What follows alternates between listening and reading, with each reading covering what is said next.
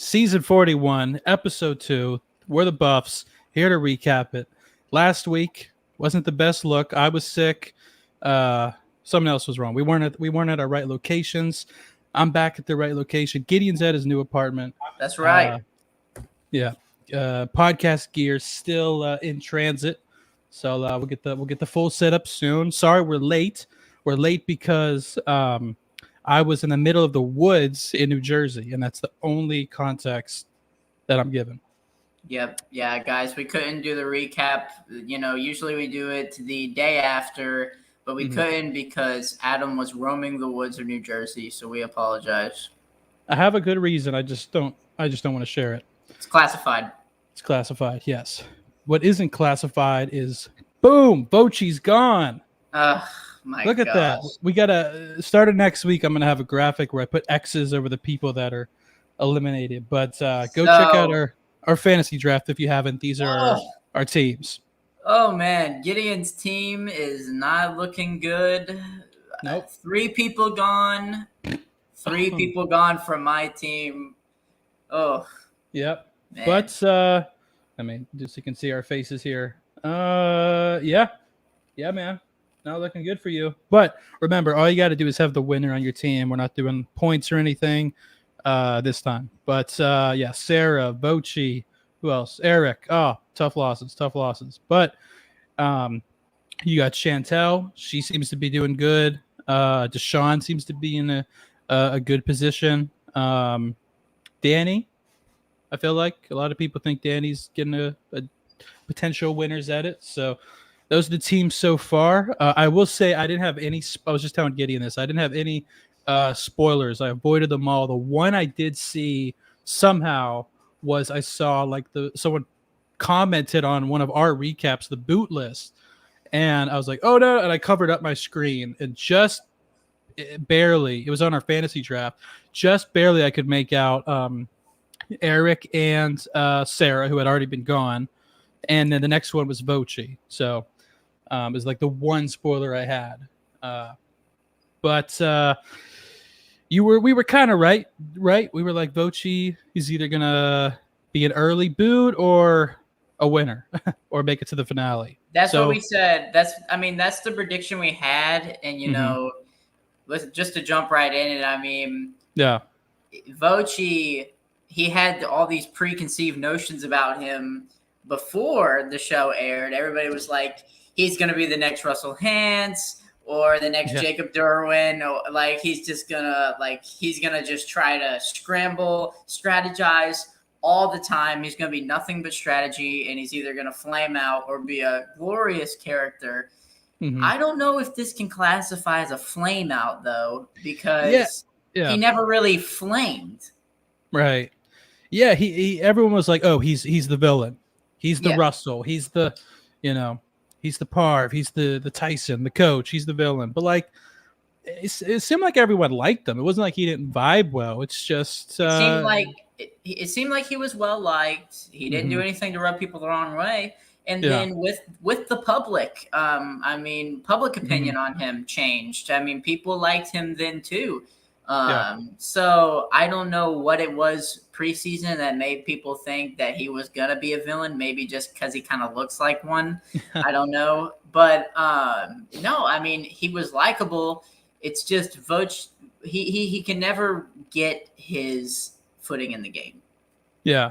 Well, it pretty much the way that when they voted Eric out, it almost kind of sealed his fate, or at least started to. When Xander got the advantage, it was, Xander in Bochy, and then it was Liana and Tiffany, and then Evie kind of was the middle vote that got to decide who went home. She picked the girls, and between Bochy and Xander, are you going to pick the guy with as far as no advantage, no idol, or the guy with 2 advantages, or an advantage and a potential future idol? So I think that scared her a little bit, or at least scared Tiffany into talking to everyone. And then we're kind of jumping to the end a bit here. We'll circle back to the beginning, but it just seemed like I don't know if there's much he could have done to save himself.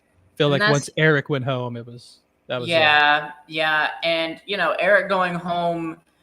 was the right move, I think, for Vochi. I mean, he couldn't really do anything else. The girls were already set on kind of wanting him out. The most he could have done is get Xander to tie, maybe. So I mean, it was the right move there. He just put in. He drew a short stick for sure, and that happens on Survivor, and it's unfortunate because he was a likable guy. I liked him a lot. He was funny, and I think given the right circumstances, he could have had an impact on the game. Yeah. But like I said, those women had no chance of breaking that. Yep. He's like one of those rare players who gets voted off like pre-merge that you're like, he probably won't ever come back because no one pre-merge usually comes back unless you're like, Wentworth. But, and that's what I was saying. Is just like that. I was saying this to somebody the other day. I was like, yeah, if there was like the next Kelly Wentworth, like somebody gets brought back, and you're like, why are they getting brought back? And then they end up turning into a really good player. It would probably be him, because he definitely has the capabilities of being a good player, and his head was in the right spot. He just had no luck. He had some bad luck, and it wasn't on him. Yeah. To go back sort of to the beginning of the episode, we had that scene with Brad, which I feel like those sort of scenes are so new school. Like those sort of things would like never happen like pre Russell era, because like that's such a like an old school Survivor used to open up with like a moment of, oh, we caught a fish or we caught something like that. Nowadays it's like it really goes to show that we're in this era where it's like all strategy all the time. And like I do sort of miss some of those moments where we get to see the tribe bond a little bit. I think Brad's spy nest-esque move was entertaining, but I think it was maybe Chantel who said this, but like it points it paints him as like a paranoid person. What he really should have done is not told Chantel, because once he told her, she's going to perceive him as paranoid. And then what did she do? She went ahead and told Ricard like right away. Like I think it wasn't a really good move on Brad's part to do that. It was entertaining, but I don't know. What do you think? I don't think that was spying is not a bad move, but I feel like if you're spying, unless you're like locked in, like Tony and Sarah were in Winners at War, for example, I feel like letting people know that you're spying is not a good thing, because then they're like, oh, is he spying on me? I don't know. Yeah, there's definitely a right way to spy, and we've seen that with Tony and Sarah. It was entertaining out of Brad. It could have been a good move if he didn't tell the tribe. And now whenever people go to the water well, they're going to be kicking the bushes, right. searching for Brad. So it's not good for him. I was surprised he did that, because preseason everybody was like, oh, he's going to be the old school guy that just wants to be strong. And no, I mean that was a new school move. However, it wasn't the best move. It wasn't executed to the fullest extent. Now he got information from spying, sure, but now he's not going to get any more ever. Right. Yeah, they're either going to check out the bushes or just talk somewhere else or talk very low, because he didn't hear much, like he said in the interview or the confession. All he really heard was he and he being the only other guy on the tribe. Obviously they were referencing him, which was a smart conclusion to come to. He was right. I mean, he was absolutely right. He was spying on them because he was worried they were talking about him, and they were. So like the move itself made sense, but going, hey Chantel, I'm about to go do this, to me that just wasn't smart. You just go, hey, I'm going to the beachfront to go take a dump, and then you just dart. It was a Tony like move, but Tony was the difference is Tony was very smart and aware of when he gave information out to other people. I think Brad is a bit too loose with that, and I think that's gonna come back to haunt him. But what was that? The Green Tribe? Yeah. It's probably gonna bite him. I mean, he's definitely, because of that. He was probably already low on the totem pole because he received votes, but that definitely submits his spot at the bottom of that tribe for sure. For sure. Over in the Blue Tribe, we got Nasir, the next, the new Aussie, the new Rupert, the new.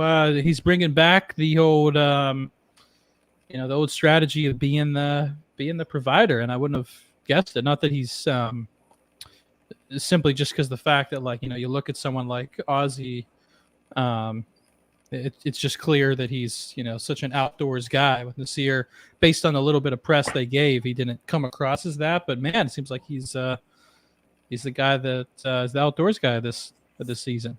Nasir, I tell you what, I think America loves Nasir. I think everybody's liking him a lot. Yeah. The only problem with Nasir being Nasir is that he's being too likable. Yeah. And I mean, you saw day one, he gave like a final tribal speech right off the bat, talking about how Survivor taught him English. And then he goes and shows that he can make fire in like 3 seconds. Yeah. If Nasir gets to the final 4, he wins. Right. Yeah. You can't take him there because of fire making. I mean, it'd be stupid. He's too likable.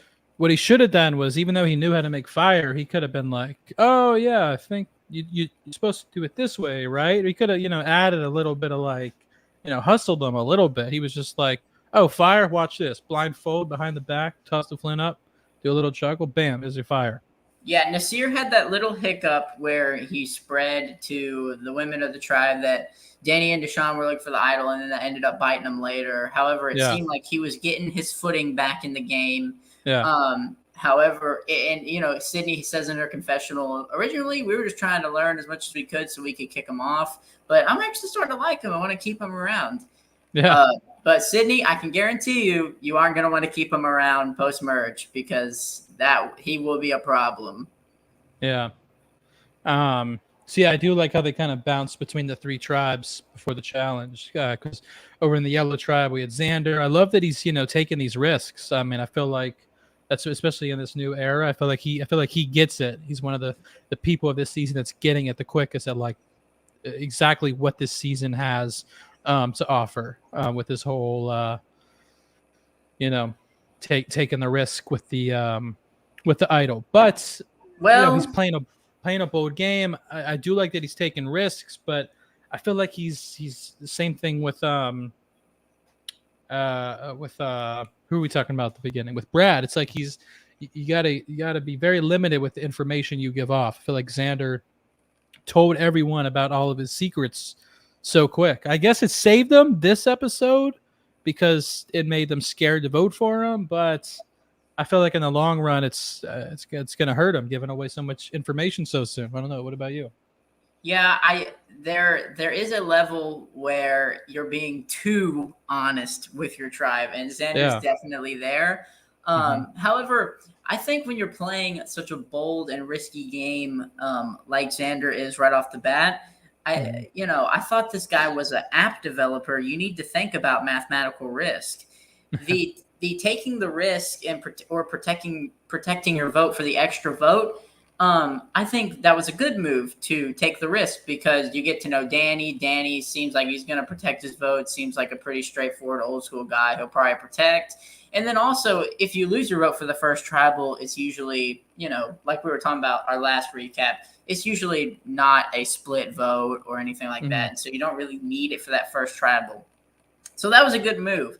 However, taking an advantage and testing your luck again, when the name of the advantage is literally beware, why are you taking it? Curiosity, I think, got the best of him. He wanted to know what it was because he could have just put it back in the tree and gone on with it, but he didn't. And let me just say, the beware advantage, that's a terrible advantage. Awful. I would not want it. I don't know how you feel about it, but I think it's a bad advantage. What, with the phrases? Not with the phrases, but you don't have a vote. You Oh have to yeah, say it. yeah, You don't have a vote, and then in order for you to have an idol, then two other people at least have to know that you have that idol.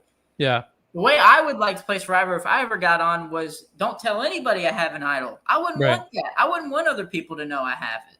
right, yeah, And then you have all these situations where if other people find this beware advantage, they'll be like, "Oh, he said the phrase, so he has it over there." So then a whole tribe knows it now. I mean, you might as well hang it around your neck. Everybody's gonna know in a few days. right, Anyways, I think it's a terrible advantage. I wouldn't have taken it. I yeah, think that was a bad move on Xander's part, and also a bad move to tell people. yeah. Maybe like when you hit the merge, if you know you're in a comfortable position, but like this early in the game, losing your vote for You're potentially multiple challenges. you're on Oh a man, 5-person tribe, bro. You yeah, really want to risk it? right, right. But I do like it for now, like for the show. Like the phrase thing. I And I think it could be fun. I think it could be a that's fun thing. hilarious. It's hilarious. What's more Yeah. hilarious is that he has to say it next episode again. Oh, did the phrases not change? I thought they changed. He has to say it again. It was confirmed by Dalton Ross on Twitter that Oh, he has okay. to say butterflies remind me of my dead relatives again. He has to say it again. What's funny is like when he says it, Tiffany's like, she gives a face like, yeah, yeah, we're all feeling that too. We're all feeling it. Yeah. I think it's hilarious. I didn't know that. That makes it even more fun. Like I agree with you with Xander, but I think I'm glad he took it from like an entertainment standpoint because I Yes. think it's going to be funny, and I hope From an people. entertainment standpoint, I am Yeah, glad he took it. If yeah, I'm Xander, I wouldn't have taken it though. right. Um, we were talking. What were we talking before this? I can't remember. We're talking about winners edits. I think the people who might have winners edits or are Chantel for me. Chantel, Xander, maybe Sydney, Nasir, and then like Evie and Ricard. I feel like those are the people who've had and JD. He was kind of wasn't as present in this episode. I feel like JD was the star of episode 1. Evie was kind of the star of episode 2. Yeah, I agree. And about that beware advantage, how would you feel? I'm just trying to think on other tribes. If I didn't want to take it, I'm just trying to put myself and kind of be a know-it-all here about strategy. Could Mhm. you tell somebody about the location, say like somehow maneuver it and say, "Hey, there's an advantage like inside this tree," and try to get them to take it and see and make them take a risk instead of you, but then you know about it. I feel like that might have been a better move for Xander to get somebody else take it, and then if it's one of the girls, well, then they lose their vote. Mhm. Then all of a sudden it's a 2-2. Right. Yeah, it's one of those advantages. See, like the thing with like an idol nullifier is it's just you play it and then it nullifies an idol. There's not too much strategy that can revolve around it. Like when they first introduced the hidden immunity idol, it was like it's like every season there's like some new way people are playing with it. I mean, like we're still learning, we're still thinking of new ways to use the idol. Things like an idol nullifier, there's not really much. There's not really much strategy to it. With this new phrase thing, I feel like it opens up a whole box of new strategy, new dynamics to the show. Like what you just said. Like I didn't even think of that, but that's a great You could, yeah. I mean, thing you to could think about. force somebody else, yeah, make somebody else take the risk, Right. and then you know about it now because you can be there with them when they find it. Like you can kind of maybe like somehow say, "Oh, Yeah. I found a map, and it said that there's an advantage here, like in this area. Maybe you could help me look." And then they Yeah. find Yeah. it, something like that. It would But did he know about the phrase thing before he took the risk or after? after because it Okay. just says beware. The top Right. says Yeah. beware advantage. You can either take it and take the risk, or put it Yeah. back and forget about it. Mm-hmm. Yeah. It's weird. Yellow Tribe has probably been the most entertaining. The Blue Tribe, like I said from the get go, Blue Tribe is going to dominate in the challenges, and I don't think the Blue Tribe will lose a person until merge, unless, of course, unless it's a tribe swap. Yeah, yeah. I mean, we can't really predict the tribe swap Yeah. ourselves. I don't think it's going to happen next episode, though, from how the post credits were looking. So, yeah, I don't think they're dropping their buffs next time. Yeah. So I don't think Blue's going to lose anybody. And, Green's been a little shaky. U's been a little shaky, but, they got it. I definitely think next episode we're going to see Yellow Ghost Tribal once again. Yeah, they've definitely had the most screen time. I'm wondering who's maybe playing a bolder game, because Xander has the advantages, but Evie's doing the whole, flip flopping. I mean, Xander and Vochi came into that tribal thinking Evie was 100% locked in with them, which is surprising because it seems like she spent a fair amount of time with Tiff and with. The edit made it seem like how Leona. could Xander and Voce not know that Evie was conspiring with them? Are they just clueless? Right. I'm sure that wasn't the case. I'm sure we only saw a little bit of it. Mm-hmm. Another thing I was confused about is after Voce got voted out, Xander goes, "Yeah, that was really hard, man. That was really tough." Like, did you know that was going to happen? Right. Because obviously we don't know because he couldn't vote. Like, would he have voted for Voce? Did Evie let him know, hey, we are taking out Voce? Just letting you know. I don't know. But the edit led you to believe that it was just as much of a blind side for Xander. Yeah. Until he said that. Yeah, until he said that, which kind of confused me. But has Evie watched too much Survivor YouTubers and is trying to pull off an intentional Matt Sang? Is she trying to do what Denise did in the Philippines? I don't know. The theory about throwing your tribes, throwing away your numbers on purpose, that's risky. But it'd be cool to see if Evie could pull it off. Of course, I didn't want it to happen. I would have liked it to stay competitive. I feel like we're not going to see a lot of competition at the challenge. Unless it's a double tribal again, which could be, I don't know. But I'd be surprised if there was another double. Yeah. Just because there's only 16 or 18. I feel like this season would go by too quick if they had another double. Yeah, I don't know. But I definitely think we're going to see Yellow go back again. And then when that happens, what do you do? Because it seems like Evie's trying to pull a Boston Rob and Phillip. I feel like she's trying to have Tiffany be her Phillip. Because, I mean, to us, already it just seems like Tiffany's clueless, paranoid. She's already getting on her tribe mates' nerves. I mean, we saw that. Challenge beast.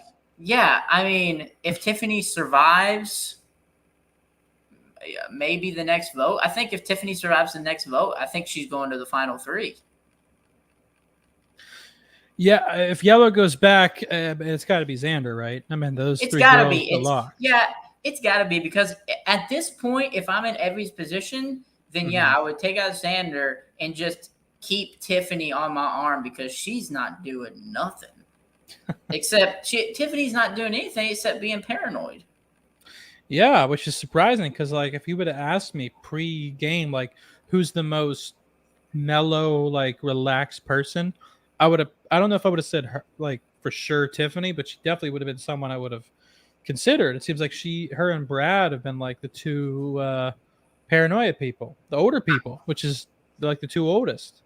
I know. I'm surprised too, and I know that was your winner pick. And I don't think it's going to come true if she continues on this path. I mean, in order for Tiffany to win, she would have to really turn it around here, because already she is just all over the place.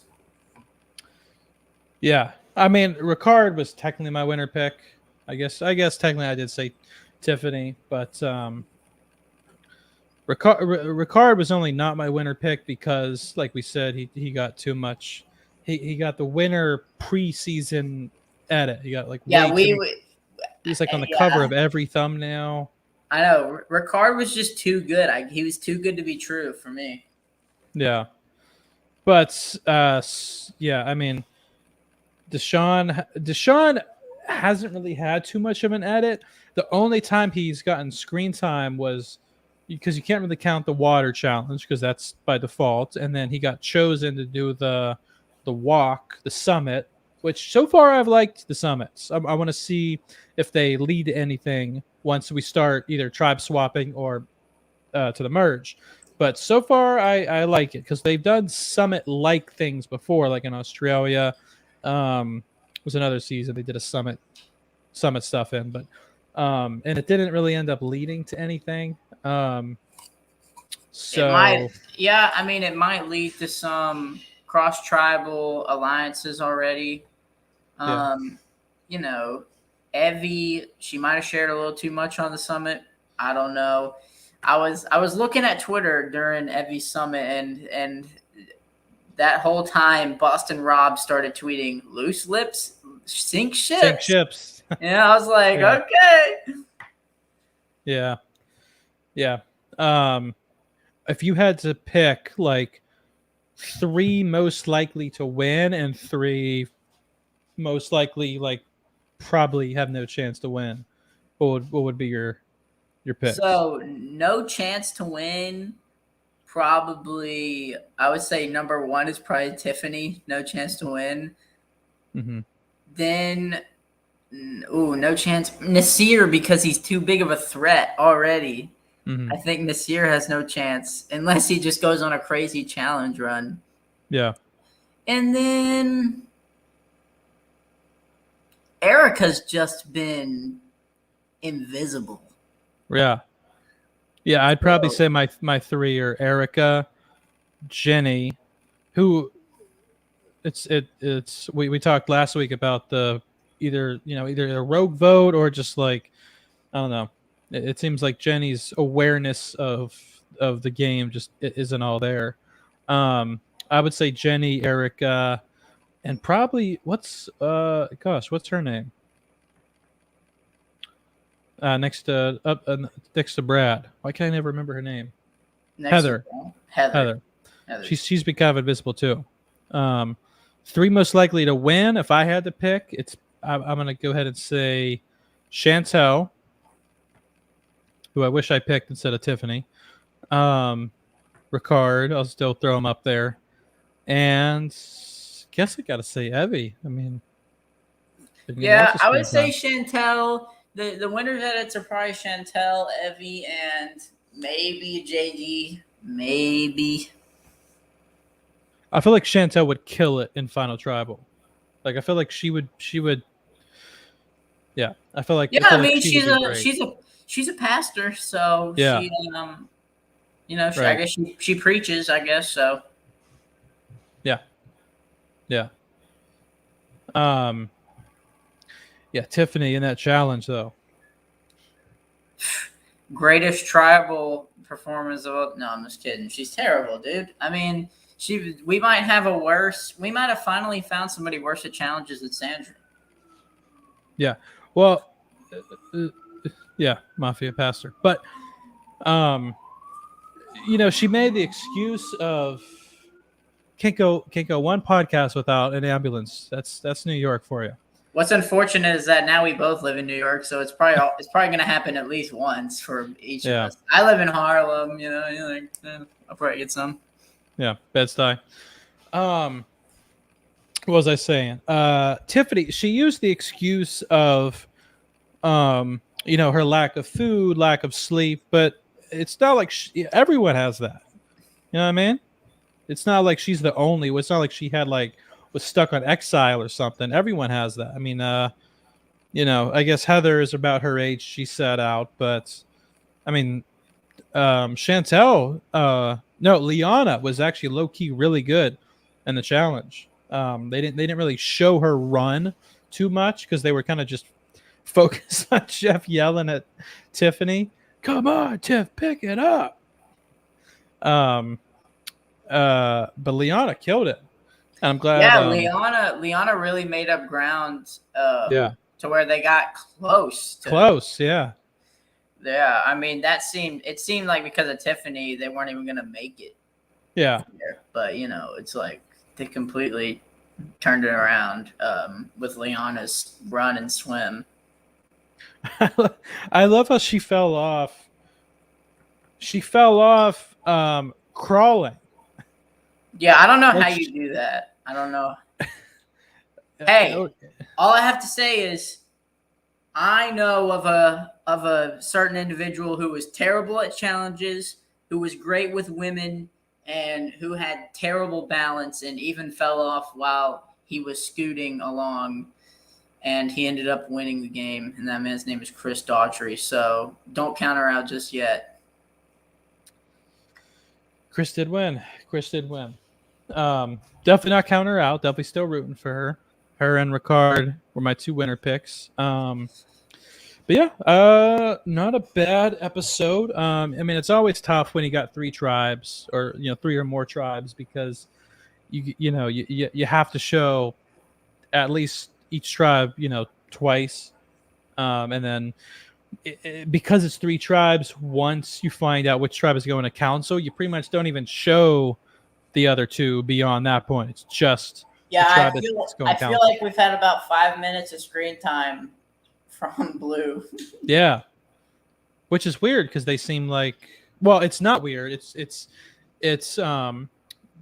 they've been it seems like getting along the most, even this year with all the stuff from episode 1 with Deshaun and Danny doing the water and them not trusting them. Seems like that's water under the bridge. The seer snitching on them. Seems like that's water under the bridge. Seems like everything in that tribe is just very copacetic. Everyone seems in a good. I know we haven't seen too much of Erica, but she seems in a good spot. Is Tiffany on that, or Heather? Is she blue or is she green? She's blue, right? Yeah. Yeah. So we haven't seen much of her, Erica, but Danny, Deshaun, Nasir, Sydney all seem like early. I don't want to say power players, but potential people to go far. Yeah. So once we get to the tribe swap, I'm hoping it goes from 3 to 2 tribes because that way we can get more screen time. But that being said, I do think episode 2 was a good episode. I think it was a good episode. I was frustrated, but it was a good episode. Yeah. I was just, I mean, you're sitting there, of course, on the couch, and you're like, you idiots! I think I tweeted that. You idiots! How could you get rid of Voce? Also because I liked David, but so it was frustrating. It was a frustrating episode because you're like, are you guys just throwing challenges? Like, this isn't entertaining if you're just gonna throw. But do you think they did? I think voting out David pretty much confirmed that they don't really care about numbers anymore. Yeah.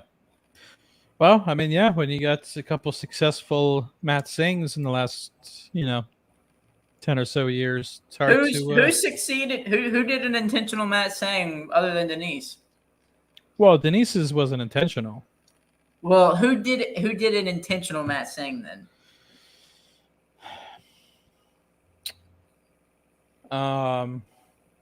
Well, I didn't say intentional. I just said a Matt Sing. I don't know. It's just like Mike. Yeah. Yeah. It's a theory. It's a theory we haven't seen played out to the fullest potential, but we are watching it right now, so we'll see how it goes. Yeah, we'll see how it goes. All right. Well, do you have any more thoughts on the episode, or should we start to wrap this up here? I have little more thoughts. I have none. I don't have anything really. Oh, okay.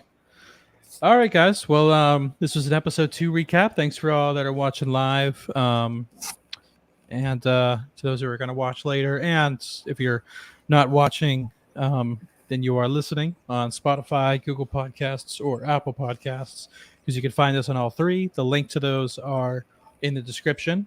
Give us a like, give us a subscribe. Become a member. Become a member. If you go to our main page on our channel, next to the subscribe button, you can go ahead and hit the join button. We got two tiers. We have a $4.99 tier and a $9.99 tier. Depending which tier you get the potential to get early access on our interviews with survivors, Big Brother, challenge people, as well as the top tier. You can actually sit in on interviews. So like our next interview is going to be with I'll just give that out here. It's going to be with Jonathan Penner. So that's coming up pretty soon. So if you are a $10 tier, there's a chance that you can actually sit in. You won't be on the screen during the recording, but you can sit back in the lobby and then, maybe say hi, ask a quick question. Yeah, join, be a member. Gideon will send you a personal T-shirt with his face on it. Yeah, I will for sure. Thanks, Diana. Thanks. Rooting for Nasir. We are. I love Nasir. Yes, thanks so much, guys. Next week, hopefully, we will be back for an episode. We'll definitely be back for episode 3. Hopefully, we could do it the day after. We're gonna try to do it the day after. I'm in the woods because I'm working on a feature film, a horror movie that's going to be coming out next year. So check that out. It's called Consumed when it comes out. But I'm literally in the middle of the woods in this place called Wawayanda, New Jersey. So my maybe reception, while you're out there, you can learn how to build a fire and prepare. Dude, I have a machete. Where's that? I have a it's in my other room, but I have like a real Survivor machete. I was trying to get some Survivor stuff. I don't have my thing behind me. Let me show you real quick what I got. You guys. What'd you get, bro? So I know Gideon's seen a picture of it, but I got one of Todd's. Todd hooked me up. So Todd, if you're probably not watching this, but if you are, thanks. This is I don't know if can you see it? Is it a glare? Oh, there it is. Siren. There it is. There it is. Siren. That's New York. So this is so Todd Herzog, the winner of Survivor, what was it, China? Yeah. He sent me this. Much love, Todd. He autographs it. You don't have to get Jeff, guys. You can get Todd, any past contestant, he will do for you. He'll send you a Funko Pop. But he hooked me up. I got a winners at War Buff. Hopefully Tony can sign that one day. I got one more thing. I got the original Survivor manual. I think written by Mark Burnett. This is used because it's like a 20-year-old book. I think Mark Burnett wrote this like after season 2 or something. So my dad has a lot of old Survivor stuff because like he's been applying since season 2. He has like since season 2. Yeah, like every year. Well, he kind of fell off after like a while, but I'm getting him to apply again. But he has like the Africa board game. Like crap like that. It's pretty cool. Mm-hmm. The good old days, old school Survivor, the best. Absolutely. So yeah, check out Todd's Funk Pop. If you Google Todd's Funko Pop. Is it Funk or Funko? You know? What are they called? Fair enough. Good take, Mike. What's Mike saying? Yasa tribe screwed. I agree. Is that yellow? I don't know the tribe names by heart. Yep. That's yellow? Yeah. Yeah, they're in bad shape. They're as good of a shape as blue is looking. Is as bad as yellow's looking. By the way, why did Tiffany volunteer for that? Because you only needed to send 3, and they had 5. Why was she out there? Because she didn't want to do the puzzle. I feel like if she was as low energy and yeah, just out of energy and out of whatever. You hear it? 2 sirens this time. Jeez, New York guys. What's going on outside our homes, bro? I don't know. Well, they're not outside, but I do. Oh no, it is outside. I do. I don't know if you follow me on Instagram, you guys, if you haven't, because the apartment across the street from me catches on fire at least once a week. Like I said, I've been in New Jersey. Did you see my story today? I've been in New Jersey for the last 2 weeks. Today was my first day back in New York, and I was here for 30 minutes. I hear 3 fire trucks pop up. I'm like, you got to be kidding me. House across the street catches on fire. And it's always like just a little bit of smoke. It's never like an actual like house on fire, but no one, I don't think anyone's ever gotten hurt, but oh my gosh. That's yeah. But I'll be going back to New Jersey for this movie. I got 3 more weeks. I'm going to try to do the day after. Once the movie's done, we'll do the day after for sure. But for sure, we will have a recap at some point after each episode, unless something absolutely crazy happens, in which case I'm sure Coach Drew would be happy to step up. Yeah. All right. Very cool, guys. That's it. Like, subscribe. Diane, tell Nasir that's we're rooting for him. He's been one of our favorite players so far. And yeah, everyone have a great day. Enjoy episode 3. Become a member. And yeah, stay thirsty, my friends.